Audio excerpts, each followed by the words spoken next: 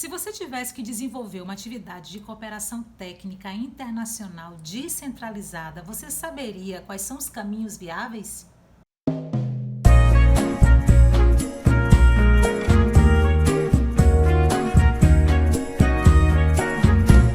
Meu nome é Soraya Pessino e eu tô aqui para falar um pouquinho sobre atuação prática na área de relações internacionais. Como eu disse no vídeo anterior, se você quiser obter sucesso na área de relações internacionais, uma das estratégias mais interessantes para você desenvolver é trilhar pelo caminho da prática. E é por isso que eu tô aqui. Hoje, especificamente, nós vamos falar sobre cooperação técnica internacional descentralizada. Se você não acompanhou o vídeo anterior, dá uma olhada lá porque tá muito interessante. A dica de hoje é uma dica voltada para quem atua nos governos locais, seja nos governos municipais, nos governos estaduais, nos poderes legislativos, nas instituições internacionais que atuam nas cidades e nos estados, enfim, são vários os caminhos para você estar atuando na área internacional dos governos locais. Mas nós vamos falar aqui especificamente da área de cooperação técnica internacional descentralizada. Por que cooperação técnica internacional descentralizada? Porque nós não estamos falando daquela cooperação que passa pelo governo federal, via Agência Brasileira de Cooperação, a ABC, e nem estamos falando da cooperação financeira, fundo perdido, que é aquela que tem repasse de recursos, que também acaba vindo via governo federal. Nós estamos falando aqui daquele tipo de cooperação que é desenvolvido pela cidade, pelo estado, de forma direta com uma outra cidade, com outro estado, com uma organização internacional. Então, a cooperação técnica internacional descentralizada é a cooperação direta entre governos locais ou governos locais e instituições internacionais que tem como objetivo a troca de experiências. Cooperação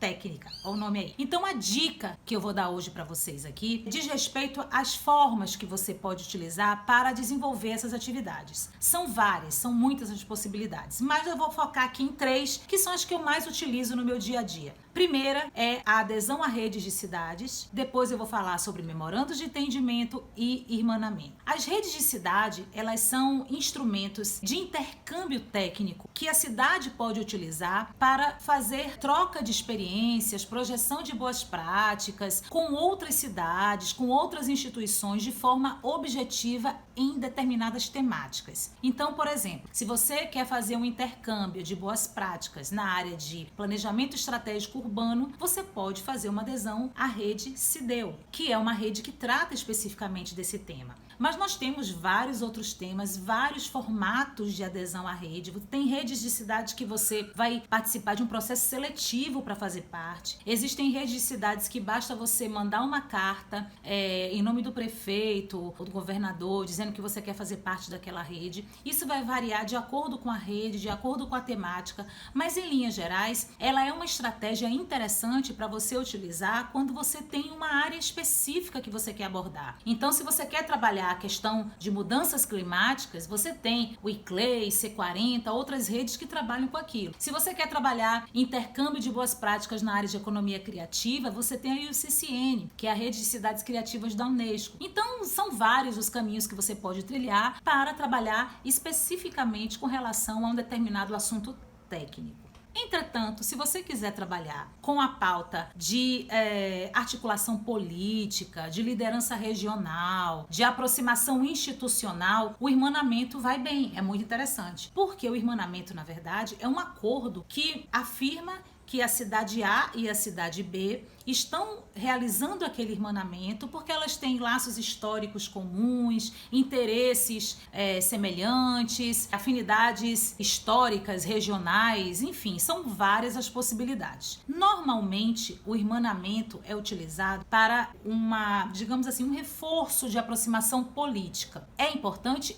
Depende da pauta que você esteja se propondo a fazer. Se você quer reafirmar a liderança geopolítica da sua cidade numa determinada região, o irmanamento é interessante. Se você vai receber uma visita de um prefeito e vocês querem fazer uma cerimônia de assinatura de algum termo, de algum convênio, mas ainda não entraram nos detalhes do que poderia ser feito nesse intercâmbio, o irmanamento é uma boa entrada, é um bom começo de negociação, um bom começo de diálogo. Então, normalmente, para você realizar um irmanamento, você vai pedir a um vereador para que ele levante aquela questão na Câmara de Vereadores e e aí então o vereador vai submeter aquele irmanamento à votação. Sendo aprovado, é criada uma lei. Se essa lei for criada, então ela vai para o Poder Executivo para que então o prefeito emita aquele decreto autorizando o irmanamento, e a partir de então as cidades são consideradas como cidades irmãs. Esse tipo de acordo, que não é bem um acordo, né? Esse tipo de aproximação, ele não tem prazo definido, ele é eterno, ele não tem plano de trabalho designado, ele não tem necessariamente uma pauta específica de negociação já iniciada. Então, é um acordo, digamos assim, mais geral, ele vem com